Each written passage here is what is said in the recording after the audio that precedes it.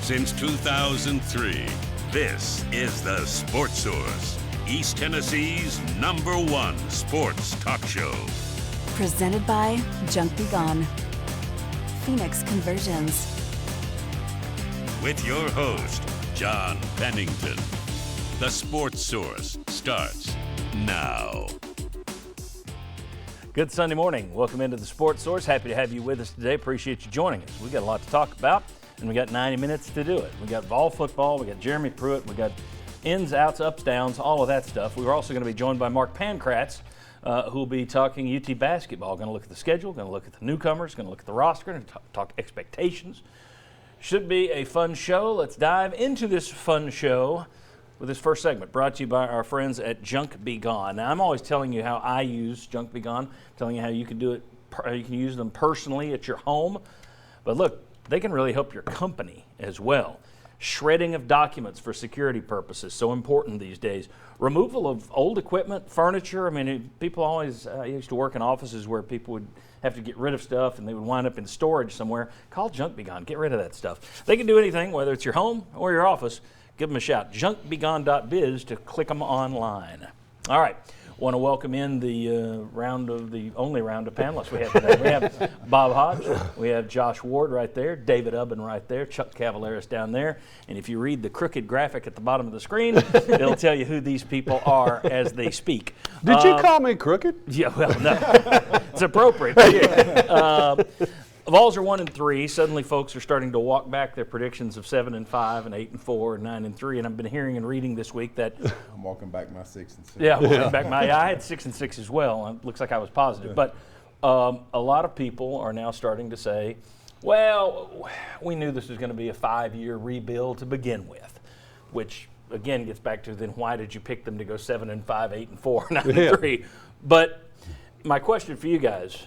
After this start, and I should mention, Georgia State, who Tennessee lost to, went on to barely beat Furman, crushed by Western Michigan, lost to Texas State. Tennessee was beaten by BYU, who lost yesterday to Toledo. Does this start cause you to reassess the roster, as some seem to be doing, the talent level, or does it cause you to reassess the coaching staff a little bit? Or are you reassessing at all? I'm reassessing them both because I thought, and I think everybody said going into the season, strength of this team, defensive backs. You got Garantano who should take a step forward. So I'm reassessing the talent, but I'm also reassessing the coaches. Jeremy Pruitt is a defensive back guru, and they're playing terrible. They hired Jim Chaney to be an offensive coordinator, and he's supposed to be a quarterback guru, and your quarterback has regressed. So I think there's plenty of blame to go around on both sides of these things. And as far as some of it, talent, you look at your defensive line, I just don't think it's very good. Then you look at some other places and you go, how come 2 freshman All-American defensive backs now one hasn't played. But when can't he seem did to find play, themselves around the field. When he finally got on the field last week, he looked like a guy who hadn't played in a year. So I'm going 50-50. Okay, 50-50. Where are you guys on this thing? I lean coaches. I mean, ultimately, Tennessee, for all the talent issues, it's more depth. They have the guys to beat BYU and beat Georgia State. Yes. The coaching staff mismanaged the Georgia State game. They underestimated them, treated it like a scrimmage, played too many guys. You got in a fist fight against a team that really wanted to come out and beat you. And we saw what can happen there. I mean, Georgia State, as we've seen over the next week, that was not some hidden gem or some team that is just like special that people underestimated. Tennessee underestimated them. It's the same team that lost by 47 to Western Michigan. They got to win that, and you mismanage it from a coaching staff standpoint. And the BYU game, you're right. Something is being lost in translation there. We know we got defensive backs, specialists. Ansley just as much as Pruitt. Just as much as Pruitt.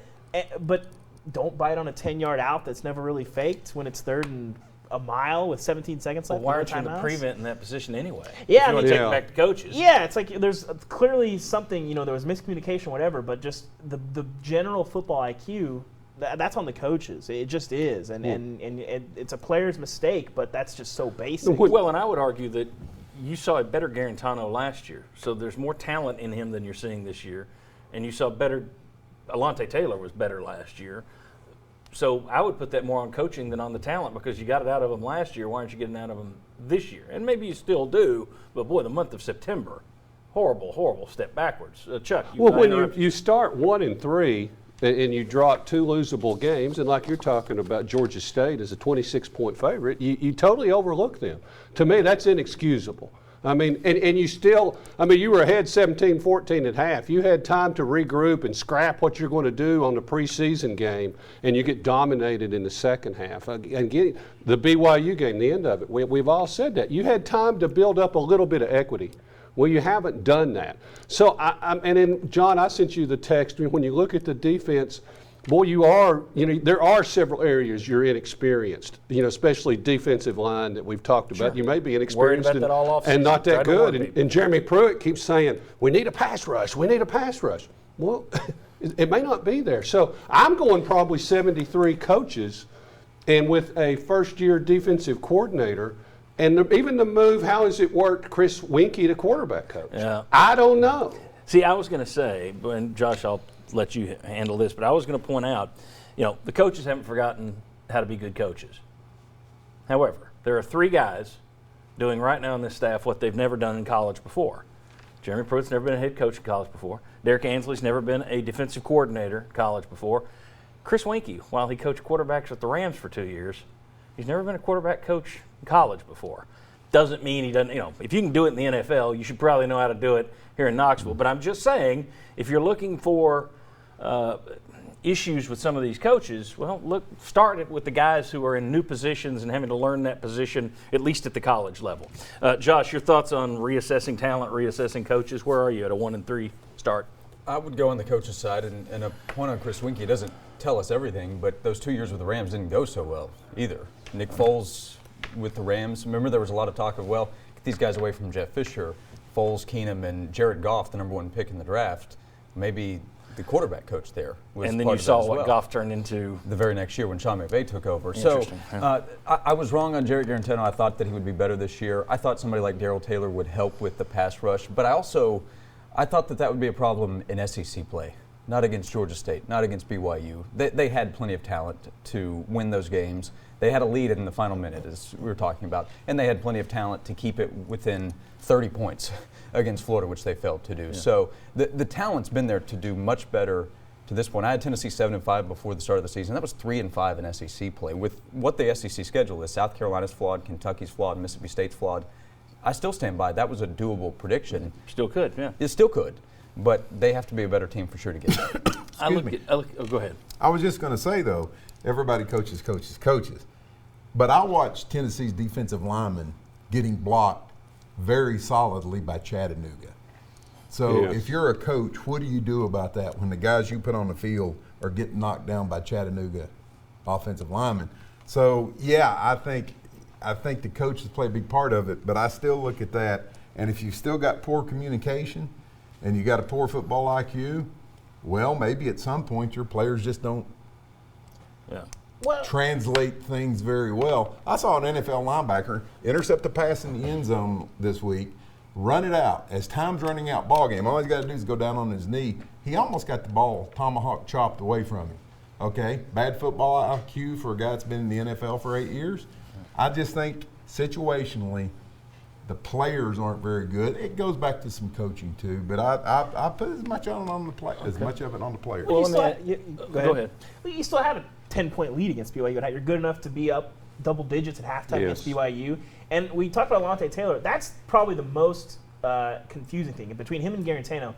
Converted receiver, never really played corner before. He's fantastic a year ago. Yeah. In theory, you should be growing a lot more as you play more in the position. You couldn't ask for a better coordinator and head coach to work with you, and yet he's worse this year.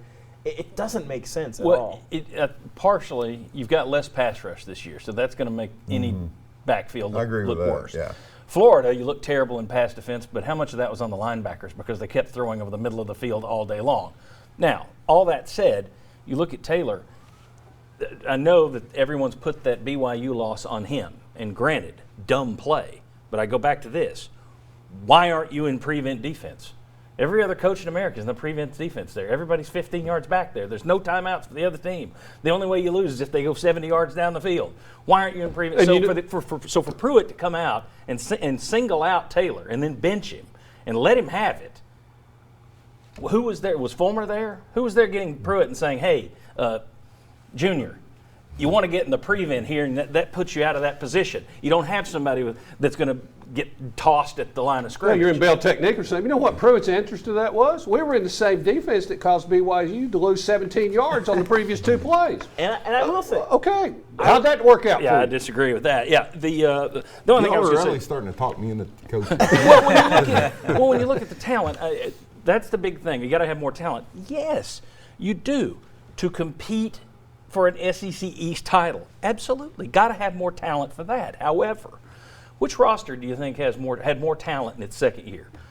The one Jeremy Pruitt has, or the one James Franklin had at Vanderbilt that he took to 9-4 in the same division that Jeremy Pruitt's in right now? I guarantee you that team wasn't filled with NFL All-Stars.